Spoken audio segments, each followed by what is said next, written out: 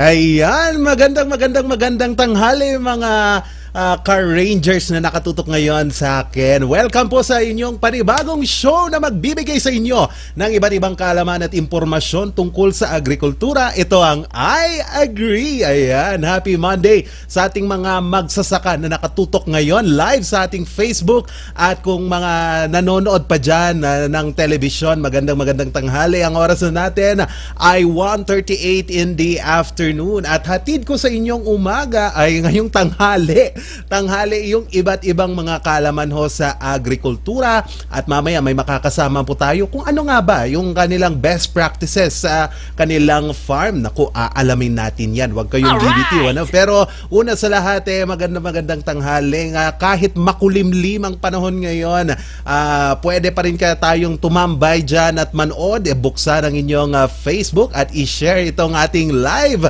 ngayong tanghali. Simulan natin ang ating usapan sa iba't ibang impormasyon tungkol sa agrikultura. Unang-una na dyan, merong innovation na aking nakita ngayong araw na ito. Kasi alam nyo ba na ang drone, hindi lang pala siya pwedeng gamitin sa... Kasi pag drone, sinasabi natin, pwede siyang gamitin sa mga videography, kasal, kung ano-ano pa man yan, vlogs. Pero sa Estados Unidos, akalain nyo, pwedeng gamitin ang drone sa pagtatanim. Yes, you heard it right. Pwede po yan. Kasi ayon po kay Ron Rolling, isang agri-gold agronomist from the United States of America, from Eastern Iowa, itong drone ginagamit ho nila sa pag-i-spray ng iba't ibang chemical sa ating mga tanim. Alright! Yan, alright. Very alright. Kasi nga po, pwedeng gamitin ng drone sa pag-i-spray ng foliar fertilizer o kaya pesticide, di ba? So hindi man na mano-mano dito sa Pilipinas. Alam niyo yung binobomba pa sa likod, 'di ba? Naalala niyo yung mga bata pa tayo, mga magsasaka natin, merong pambomba ng fertilizer or foliar fertilizer sa likod. Bubuhatin 'yan, ilalagay diyan, parang backpack, tapos i-spray. Pero sa US, nako, drone. At least si magsasaka nakaganon-ganon na lang siya. Hindi na lang piko at pala yung kanyang pwedeng buhatin sa farm, kundi pati na rin drone. So dagdag kwanto, no, dagdag sa mechanization ho ng iba't ibang agrikultura sa iba't ibang panig ng bansa. Sa Israel nga, gumagamit sila ng ano ba tawag doon, greenhouse sa pangingisda, 'di ba? Pwede pala 'yon. And yun nga po, no, focus lang muna tayo dito sa drone technology. It may be good for small farmers who don't want to spend on a big sprayer but can afford the scale of a drone. Kasi nga din naman sa Amerika, alam nyo ba na mga ka-agri, yung sa Amerika, pag malaki kasi yung farm mo, ang ginagamit dyan, it's either eroplano or meron kang traktor. 'Di ba? Pwede 'yon, ano?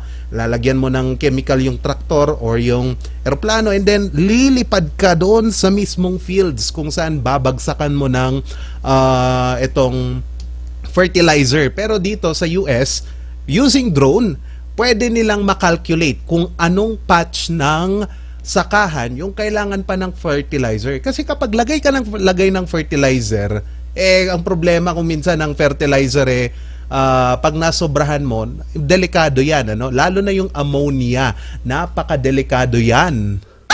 Oo, napakadelikado, kasi nga din naman kapag nasobrahan ng ammonia, mainit yung lupa, ang tendency, mamamatay yung tanim, di ba? So, at least meron tayong additional na paggagamitan ng drone na dito, hindi nga lang ho sa iba't ibang videography or mga kung ano-ano pa, mga kasal, ganon. At least meron nang pwede sa agrikultura. Ayan. Ang susunod naman nating pag-uusapan, itong mga investment destinations na hangad maabot ng bansa. Lalong-lalo na itong agrikultura, no? Kasi nga naman, mahalaga ho ang agrikultura sa ating ekonomiya. Karamihan ho sa ating mga magsasaka, abot ng siguro higit 1 milyon ang magsasaka or more magsasaka dito ho sa ating bansa na umaasa lang sa pagsasaka. So maganda tong investment na pinaghahandaan ngayon ng ating bansa na pwede nating pasukin. It will address the high prices of sugar in the local market wan ante na nga to ti presyo ti asukar. Oo.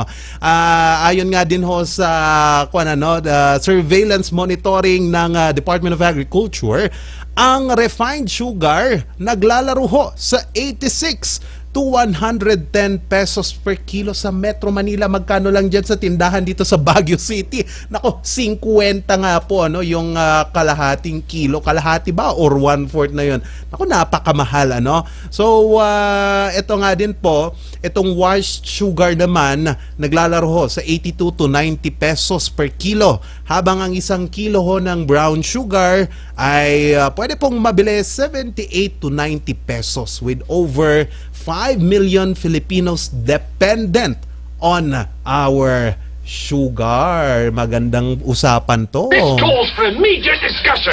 Tama. Pwedeng pag-usapan to, no? So, isa lang ho ito sa mga pinag-uusapan dito ho sa destination investment na hangad nating maabot dito ho sa darating na ika-10 European Business Dialogue. So, we're hoping na nakikinig ho ang iba't ibang kinaukulan natin dito sa Department of Agriculture, especially our President Ferdinand Bongbong Marcos Jr.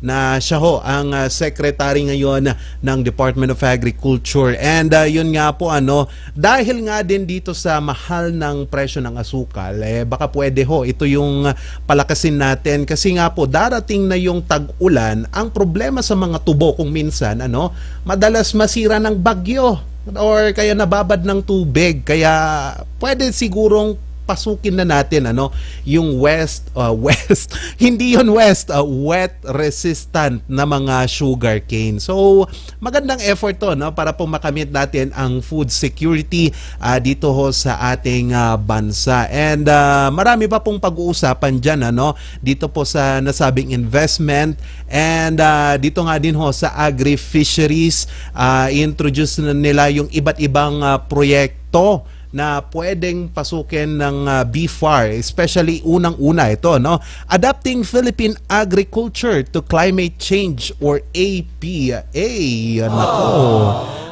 Merong climate change kasi napakalaking challenge ang climate change sa ating agrikultura. Kasi kung minsan kapag walang ulan, kawawa si farmer, walang kikitain kapag walang ulan. Napansin nyo doon sa yung mga nagtatanim ng sibuyas or kung ano-ano pa man dyan na akala nila darating ng maaga yung tag-ulan, makakapagtanim sila, hindi pala nangyari. Ganun yung nangyari dyan sa ilang parte ng Nueva Ecija yun last November, kasi pagtatanim nila, it's either November, December, aanihin nila ng January, February, March. So 5 buwan siguro yon doon naman tumaas yung presyo ng sibuyas. Hay nako, nakaka-stress. Susunod po dyan ang Philippine Fisheries and Coastal Resiliency Project or FishCorp. Ito naman ho is proyekto ng pwedeng pasuking proyekto to para sa tumataas na sea level siguro, and kung minsan pag polluted kung minsan yung tubig, mahirap makahanap ng oxygen yung mga isda. Kaya this is one of the challenges nga po brought by climate change. Maliit yung supply ng oxygen. Ang nangyayari kung minsan namamatay yung isda kapag polluted yung isang river or body of water. Kaya naman dapat ho nating pagtuunang pansin yung pangangalaga natin sa kalikasan para mapangalagaan din natin ang ating agricultural output. Alright! Alright. And Skilled Up Philippine Rural Development Project at Mindanao Inclusive Agriculture Development Project or MIADP. Miadpi, tama ba to? Oo, tama. Oo. So, ito lang ho, yung iba't ibang mga projects na pag-uusapan para nga ho dito sa ikasampung European Business Dialogue na pupuntahan ho ng ating bansang Pilipinas. Kasi napakadaming mga agricultural breakthroughs na pwede nating matutunan at i-apply. 'Di ba? Kasi kung minsan effective din yung research Kasi we use research para mapag-isipan kung tama ba itong project na to or hindi maganda sa ating agrikultura. Yan. So yan lamang yung i-share kong dalawang topic ngayong umagang ito or dalawang balita para sa mga magsasaka natin. Okay. So mamaya ho makakausap natin yung isang may-ari ng farm dito sa Benguet. Alamin natin anong sikreto nila, ano ang kanilang best practices. Alamin yan mamaya sa ating segment na Harvest.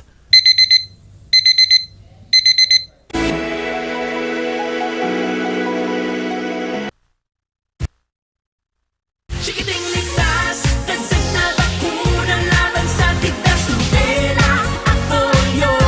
Sa ating mga anak, tungkulin natin lahat. Magpabakuna, maging ligtas para sa healthy Pilipinas. Pabakunahan ang inyong mga anak kontra rubella, tigdas at polio sa May 1 to 31. May dagdag na vitamin A supplementation pa. Alamin ang schedule sa pinakamalapit na health center. Magpabakuna na para sa healthy Pilipinas. Paalala mula sa DOH.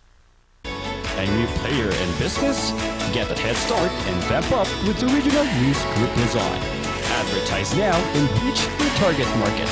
Achieve success and call us at 074-637-3947 or through our mobile number at 0960-289-2454.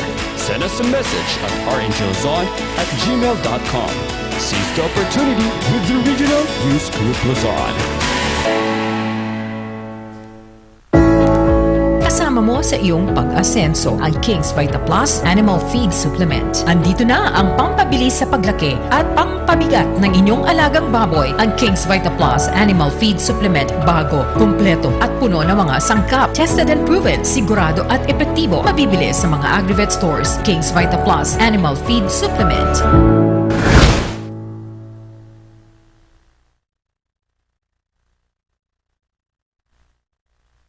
Bulok, maliliit at hindi ba malusog ang inyong mga halaman? Omega Green ang kasagutan.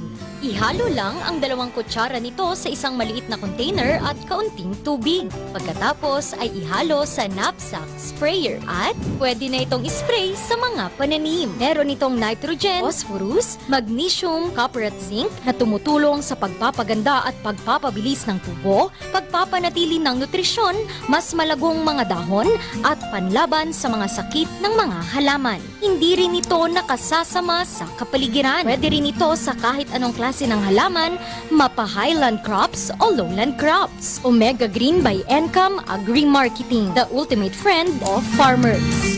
Sa milky ng batang 90s, parang atin ang itrahan. Ang batang 90s milky, di ka magsisisi, promise. Sa milky ng batang 90s.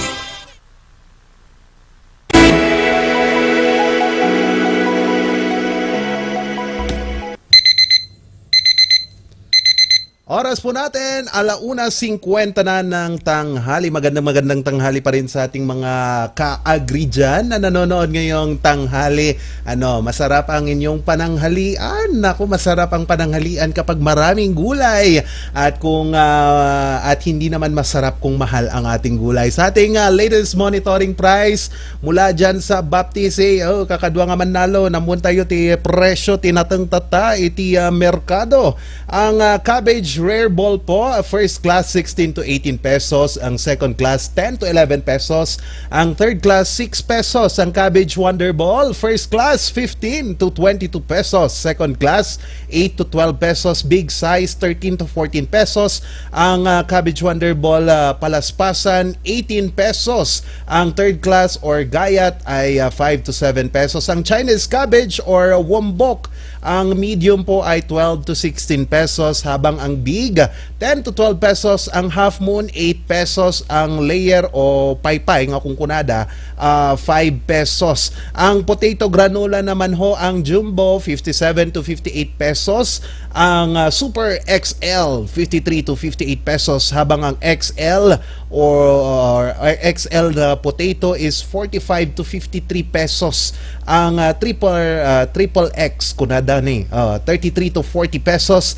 Ang potato granola extra is 28 to 33 pesos, habang ang potato granola marble 22 to 24 pesos. Ang potato LBR naman ho, super XL 50 to 55 pesos, ang XL is 45 to 52 pesos, habang ang carrots big 15 to 22 pesos, ang medium ay 4 pesos, at yung carrots na lumpia na sinasabi nila o yung maliliit 2 pesos. Ang radish long nahan ho, ang good radish is 40 to 47 pesos, semi good 30 to 35 pesos, ang semi 25 to 30 pesos, ang big size 20 pesos, at ang purol is 8 to 12 pesos. So yan ho ang latest monitoring natin sa Benguet Agri Pinoy Trading Center dyan ho sa La Trinidad, Benguet. Yan ho yung latest price nila for different na mga gulay na itinitinda mula sa Benguet. Ayan. Alright, sige, moving on mga ka-agri, atin namang kilalanin ngayon ang isa sa mga nangunguna sa pagtatanim ho dito sa probinsya ng Benguet. Alamin naman natin kung anong best practice niya sa kanyang pagtatanim ng iba't ibang gulay. Makakasama po natin ngayon ang isa sa mga kilalang farmer. Farmer ba? Farmer ba to or isang successful farmer na? Ayan, sa ating segment ng Harvest, si Lailyn Polig from Polig's Farm. Ayan, good morning, good afternoon, ma'am. Hi, good afternoon po sa lahat. Ayan, good afternoon, ma'am. First of all, kumusta ho ang inyong tanghali ngayon? Medyo maulap ata ngayon. Naku, baka masira naman yung mga tanim natin Opo. dyan sa ating farm, ma'am. Okay naman po. Mabuti nilang lumihis yung bagyo ngayon. Ayan, mabuting balita yan. Diretso na tayo, ma'am, dyan ho sa inyong farm. Baka meron naman kayong sikretong pwedeng ibigay sa ating mga kasamahang magsasaka dito ho sa Benguet at iba pang mga magsasaka dito ho sa Northern at Central Luzon. Ano lang yung mga best practices nyo sa inyong farm para maging successful din ang kanilang pagtatanim, ma'am? So Sir Charles, yun sa farm kasi is nakafocus kami sa berries, mga fruit trees. So sustainable farming. So nag-start ang farm way back. Start siguro 8 years ago. So pahaba-habang. Tagal na din. Oo, matagal po. Continue, ma'am. Nakaka-tense naman pala ito. Di ba, Ali, ma'am, huwag kang matetense. Pag-uusapan lang natin. Oo. Sinabi niyo po yung berries kanina. Ano po yung iba't ibang mga berries na tinatanim niyo po ba dyan sa inyong farm? So, meron po tayong 10 kinds o varieties ng berries, local tsaka imported. Imported. Meron tayong blueberry. Go ahead, ma'am. Blueberries na local. Na yun talaga yung mainly na tanim or tumubo talaga sa area. And then meron naman tayong raspberry. Locally, sa Kankana ay we call it pinit. Yung nakikita sa Pero gilid may ng dalawang daan. klase din siya. So tumutubod lang din siya. Yung orange tsaka yung red. So creeping raspberry tsaka yung raspberry lang. Ayun. Pero meron din naman tayong imported na raspberry. Oo. Yun. Color, pag hinog naman siya is color black. Oo. And then meron namang blackberry. Yun. European blackberry. Gooseberries, Thailand gooseberries. So mas malaki siya sa regular or sa local gooseberries natin. Ma'am, you said a while ago you practice sustainable farming. Paano po ba yung konsepto ng sustainable farming? Para sa ating mga magsasakang nanonood, ano po ba pag sinabi nating sustainable? Paano po ba ito? Sustainable farming is yung pagtatanim na basic lang siya, simple lang siya, pero pinoprotect mo yung environment, Oh. Mhm. yung community, yung people itself, yung farmer people. Mhm. So, So you're going to produce plants, mhm. fruits, pero hindi ka gagamit ng insecticides, Oh, oo. pesticides. Mhm. Okay. So that's ano 'yun, ma'am? Organikong kang gumagamit ng pesticide or hindi ka nag-apply ng kahit anong pesticide doon sa farm mo, ma'am? Ang ginagamit namin, sir, is manure. So may rabbit sa farm. Yun ang ginagamit na pampataba. Yung ihi. Tama ba? Yung ihi o yung Oh. yung Oo. tae mismo ng rabbit. Oo, but ano Kasi yun? hindi siya mainit hindi katulad ng yung tae yung sa manure ng manok. Kailangan mo siyang parang bigyan mo pa siya ng months Mhm. para gamitin sa pananim. Oo. Kasi yung tae kung minsan sorry sa mga na kumakain pasintabi po tayo, no. Kasi yung pupo ng kalabaw, 'di ba, mainit din 'yon, ano? Pag yung chicken dung, kailangan mo pang ilagay doon sa lupa para mag-settle and then ma-breakdown yung nitrogen content. Diyan sa rabbit, ma'am, paano 'yon? Yung pwede bang kunin pagkatapos lumabas or paano 'yon, ma'am?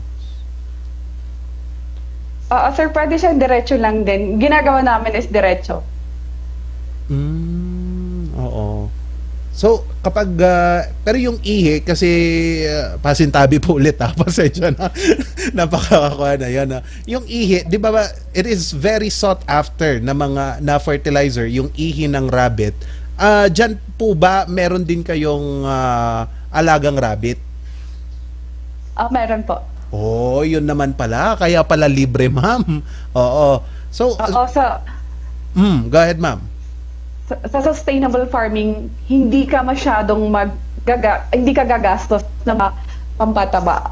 Yung mga artificial or yung mga bibilhin mo pa. So yung sa rabbit lang is pakakainin mo siya ng damo and then tatay lang siya, gagamitin mo siya sa mga tanim. Ayun, napakaganda naman yan, ma'am. Libreng fertilizer. Matanong ko kayo, since 8 years na yung operation ng inyong farm, dati-rati magkano yung nagagastos nyo sa pagbili ng fertilizer compared ngayon na gumagamit na kayo ng organic fertilizer which is from the rabbit? So sa 8 years pala, sir, sa development lang yon. Oo. So parang nag-start na kami farming mga 5 years. Yung parang nag-antay ka pa ng years para sa harvest ng mga fruits. So nung una pa is parang trial and error pa. Nag-start kami sa manure ng manok. But did you apply chemical, yung ammonia, mga ganon? Kasi yun din yung ginagamit ng ilang magsasaka para mapalakas yung bunga ng kanilang mga tanim. So, dun sa part na yun, sir, kasi nag-test na kami sa soil pH. So, ang blueberry kasi, adaptable siya sa area, sa altitude ng lugar, sa acidity ng lupa. So, hindi na kami kailangan gumamit ng ammonia.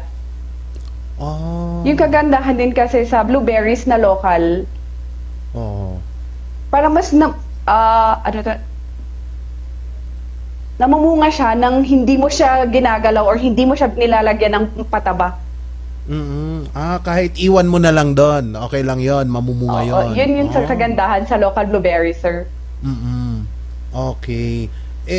dyan po ba ma'am sa inyong farm, gumamit pa kayo ng soil conditioner? Kasi ang problema kung minsan ng ilang magsusaka, lagay tayo ng lagay ng fertilizer, naiipon yung salt from the fertilizer itself. Ang tendency, nagiging acidic. Dyan ho ba sa inyo, gumamit ba kayo ng soil conditioner during the development stage? Or hindi, inayaan nyo lang na ganun yung gawin nyo, na gumamit ng chicken dung, ganun ma'am? So hindi na namin binago or hindi namin kinondition yung lupa, sir, kasi acidic na yung lupa. Oo, ganun. So parang tinake advantage na namin before mag-start ng farm, yung lugar mismo, tsaka yung adaptability, yung lugar as an area sa buo ng farm.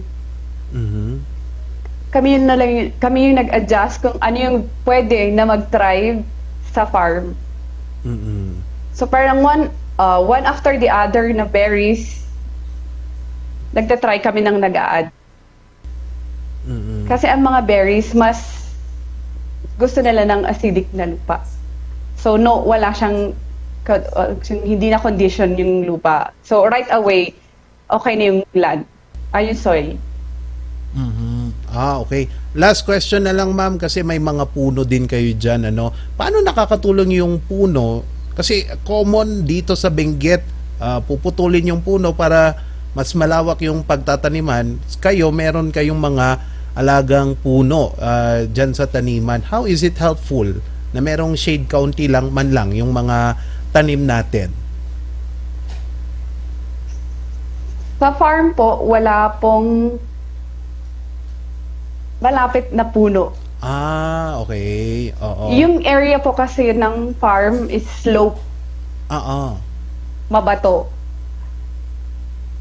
Yun yung gusto ng ng blueberries.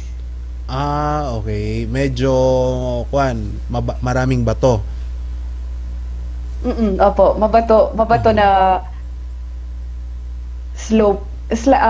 Mas gusto ng blueberries yung nasa mountainside. Ang hirap, sorry. Sige lang ma'am, okay lang. Ang hirap pala mag-explain sa Tagalog. Okay lang data ma'am, kaya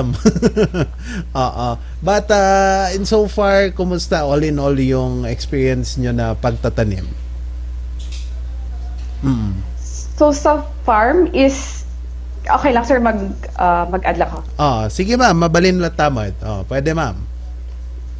Hindi kasi kami nakafocus din sa farming, sa farm. Sa Polig Farm is not mainly on farming. Nasa agritourism po kami. Which link siya sa agri, sa business, and then agri-entrepreneurship. Okay. Oo, sige, garod ma'am. Ma'am, last na lang, any tips siguro, short lang na tips para sa mga magsasaka nating gustong pasukin din ang industriya ng pagtatanim ng berry. Yan. Sa pagtatanim ng berries, mas kilala ang Benguet sa strawberries. So, kailangan nating kilalanin kung ano yung gusto nating itanim. Kailangan mag-research. Tama yung sabi ni Sir na kailangan mag-research muna bago mag-start. Kasi kailangan mo ding alamin yung finances, yung capability mo na mag-start ng new klase ng berries para sa market. So kailangan mo kilalanin, alamin kung ano talagang kailangan mo itanim. Then yung market mo. Hindi porque nagtanim ka, merong ROI agad. So sa amin sa berries, gumagawa din kami ng ibang products. Hindi lang siya fresh produce. Gumagawa pa kami ng mga jams, preserved, and then candy. And then register mo yung business. Ayun. Kailangan i-register yun para kilalanin din And then, sa pagtatanim, dapat andun yung passion. So, commit mo yung self mo sa quality ng tinatanim mo, na dapat andun yung, alagaan mo yung tanim mo.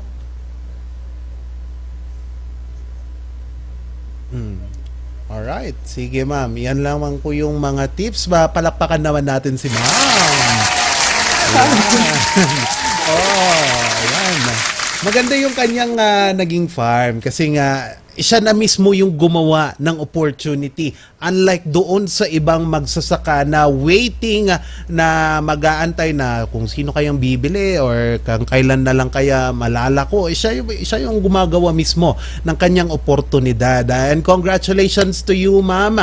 And good luck po sa inyong farm. Maraming salamat, ma'am. Thank you, Sir Charles. Thank you so sa lahat.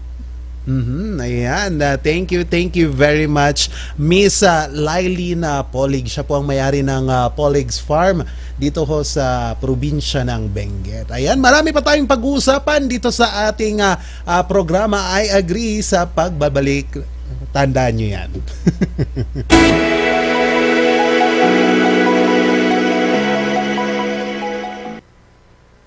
Chikiting ligtas, dagdag na bakuna laban sa tigdas, rubela at polio.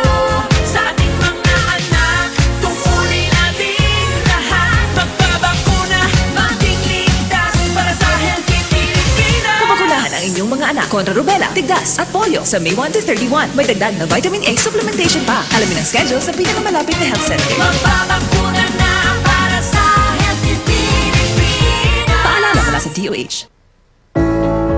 Kasama mo sa iyong pag-asenso ang King's Vita Plus Animal Feed Supplement. Andito na ang pampabilis sa paglaki at pampabigat ng inyong alagang baboy. Ang King's Vita Plus Animal Feed Supplement bago, kumpleto at puno ng mga sangkap. Tested and proven, sigurado at epektibo. Mabibili sa mga Agrivet stores. King's Vita Plus Animal Feed Supplement.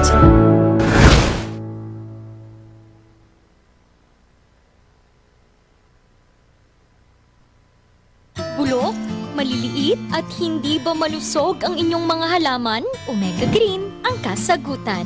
Ihalo lang ang 2 kutsara nito sa isang maliit na container at kaunting tubig. Pagkatapos ay ihalo sa knapsack sprayer at pwede na itong spray sa mga pananim. Meron itong nitrogen, phosphorus, magnesium, copper at zinc na tumutulong sa pagpapaganda at pagpapabilis ng tubo, pagpapanatili ng nutrisyon, mas malagong mga dahon at panlaban sa mga sakit ng mga halaman. Hindi rin ito nakasasama sa kapaligiran. Pwede rin ito sa kahit anong klase ng halaman, mapa-highland crops o lowland crops. Omega Green by Encam Agri-Marketing, the ultimate friend of farmers.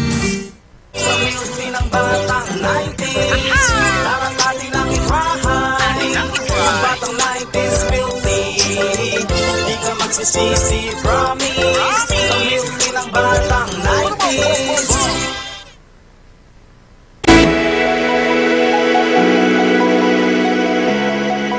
Ayan, nagbabalik ho ang ating programa. I agree. Ngayong araw ho ng Lunes at oras na po natin, 2:10 ng tanghali. Para sa mga nagsisiesta dyan, nagde-daydream. Nako, magandang paraan ito para magising kayo. Magising kayo ng iba't ibang impormasyon nating ihahatid dito sa ating segment na Agree ka ba? Ayan.